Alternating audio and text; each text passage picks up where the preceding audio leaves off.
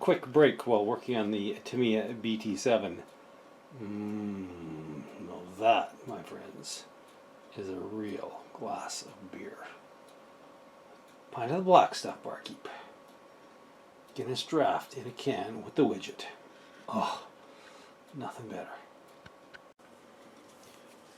We've got the undercarriage all primed up with my least favorite primer in the world, the Vallejo Surface Primer. It's an undercoat. Don't try and sand it.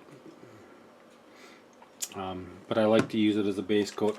I've only got that much left and it's gone. But it does go on nice. It goes on fairly smooth. It doesn't spray well out of my fine eye water brush whatsoever. So I think I'm just going to go get a single action, one of those old Pache styles, or to spray this. But we've got all the undercoat on here. So now we're going to paint it in, I'm going to try a different German color. There's a couple different colors that I've researched out for World War II. You can of course always use the Vallejo Russian green, or apparently Tamiya XF58 olive green is good, as is Model Master acrylic dark green. So those are I'm actually going to use the Model Master on this one. I like Model Master. It sprays really nice. It's nice and thin out of the bottle, and it goes on smooth. So that's what we're going to do the body on. We'll get the tracks on, and then we'll get carry on. Okay, we've got the dark green on and the road wheels. I can't say enough good things about this Tester's Model Master acrylic. It just sprays lovely. A couple of drops of Tester's own Aztec Universal Acrylic Thinner. It just sprays so nice and smooth.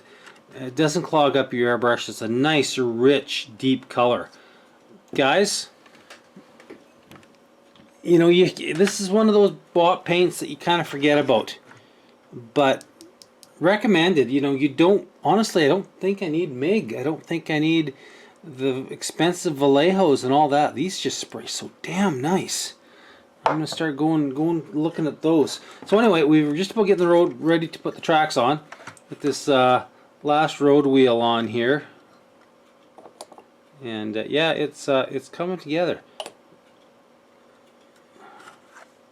So let's get the link-to-link tracks on here.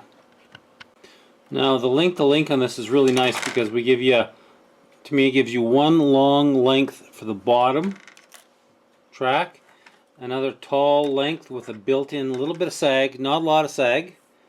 Didn't show a lot of sag in the pictures I've seen, and then the single links to go around the road wheel and the drive wheel. So let's get at her. If there's no pitfalls, if there's any gotchas or oopses, I will definitely pull over and make a pit stop and show you what's going on here. Otherwise, we'll start at the bottom, we'll work our way around and see where we end up. I'm a little leery because there's the link-to-link is going to have to be perfect because there's no adjustments on either one of these for track tensioning. So hope Tamiya got their stuff in a row here and we don't have any problems.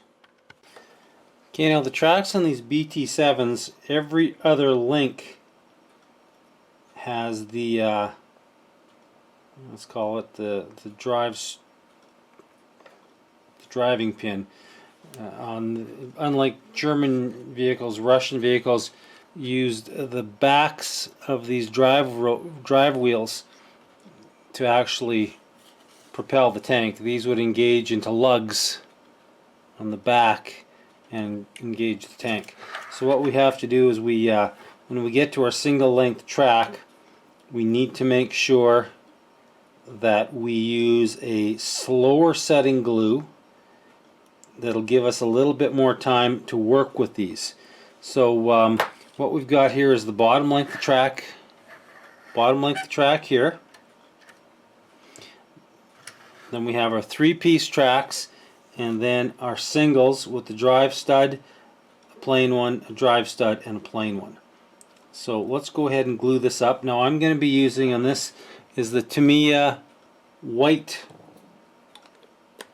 cap glue, versus Tamiya has three different types of glue. They have the orange cap, which is a thinner version of the white, and then they have, of course, the extra thin, which is the green cap. I use all three. I use about 4 different glues on the bench. It just makes for a little bit easier building when you have different different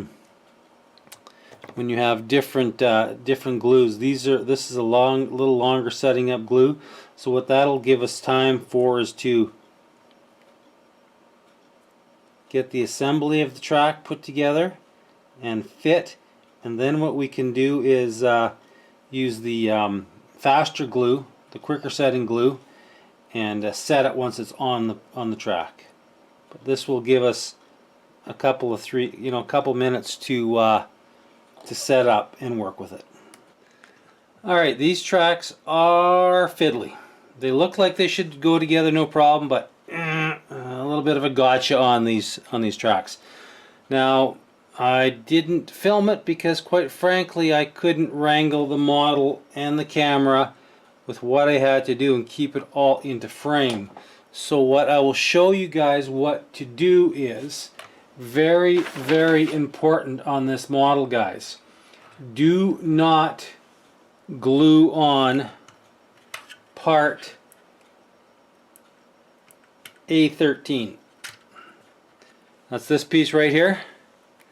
You see that? That's this one right here. Now that is the actual track adjustment. What they would have done is they would have gotten a spanner in there and used these notches in, loosened it off here, used those notches in. It's a cam-shaped device that will actually tighten your tracks. Now you need to leave this off until you get your track set, because like I said, I was about a half a length too long. There's no way I was going to make it fit, so I had to cut this piece off here and reposition it as I would as if it was a track. I basically made it work exactly like it would have in real life as a track tensioning device. So that's what you need to do on this one, guys. Keep an eye on that, okay? Alright, now at this point I'm just jumping around all over the directions here, doing a bit here, doing a bit there. We've got the tracks painted up. The tracks are painted with Vallejo Model Air Primer, red, brown, and black. And the funniest thing is, when you spray this stuff on, it's just fragile as could be. When you paint it on, it's just tough as freaking nails. I mean, it is tough as freaking nails. It's as tough as anything you'll ever get. I don't get it. You spray it on, it's horribly, horribly fragile. You paint it on, tough as hell. So we did have a little bit of seam to fill around the front. Yeah, just a tiny little gap, not too much. Used a little red putty on that. It came with stainless steel photo etch for the back grate and for the air intakes. Very nice. It is stainless, a little harder to work with than brass, but to me it gives you jigs and everything. Just follow the directions. Goes on piece of cake. So we've just about got the chassis complete here, the lower running gear. Still got to put the lights on. I just painted them up silver and put the lens on. Very nice thin exhaust. Once you get through these funky tracks, you know, they're not that bad, but they do take a little bit of work.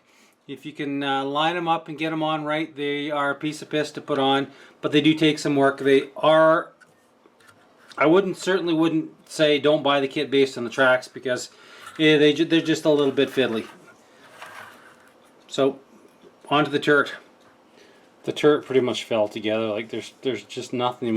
We might need a tiny little bit of filler between the top plate and the sides, but quite literally just falls together. It's a nice one-piece barrel. Machine guns are awesome. Alright, all done. Lovely little kit. Highly recommended. I didn't need to put any putty at all on that turret roof. Like I said, just a little bit of putty there along here. They give you a really nice set of chains. So we've got the we've got these painted silver with some mask over top, so we can paint it over and not worry about dicking up the clear parts. We will be priming it in a black primer like I always do. And like I said, this is a highly recommended kit, guys. I'm going to knock this out into its own build review video, and then painting, and I don't even know if I'll probably show it painted and weathered, and the next time you'll see this complete, got a little vignette planned. There's figures that come with it, and we're going to make a little vignette of it in 1939 in Mongolia. So yeah, there it is. The Tamiya BT7, recommended.